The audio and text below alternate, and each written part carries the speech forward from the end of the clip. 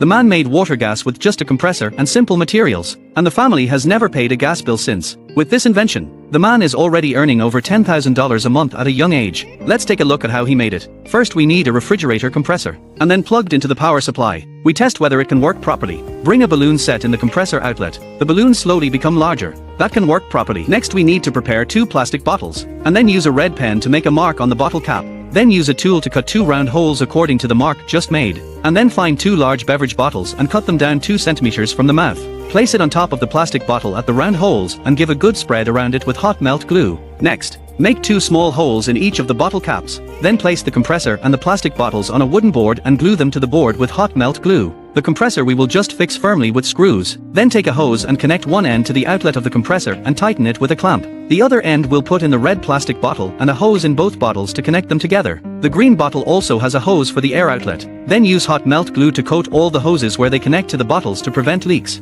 Next is the most crucial. Prepare a bowl of salt, a bowl of rice, a large bottle of Coke and some lemon. First pour the rice into the bottle first. Then pour the salt in as well and squeeze the juice out of the lemon. Then pour in half a bottle of cola. At this point screw the cap on tightly. Then shake it vigorously and evenly, and let it rest for a day, waiting for fermentation. After fermentation, we can see that the top has been chemically reacted into a light yellow liquid. At this time we pour the yellow liquid into the red plastic bottle. Add some water in the blue plastic bottle. You need to be careful to add basically the same amount of water as the yellow liquid. The bottle cap are tightened. And finally the compressor plugged into the power supply. As the compressor worked, you could see that both bottles were bubbling inside. When I light a lighter in the mouth of the tube, it burns all at once, and it's a very big fire. Does anyone know what principle this is? Learned a year easily save a few $1,000s in gas bills. What do you think about this invention?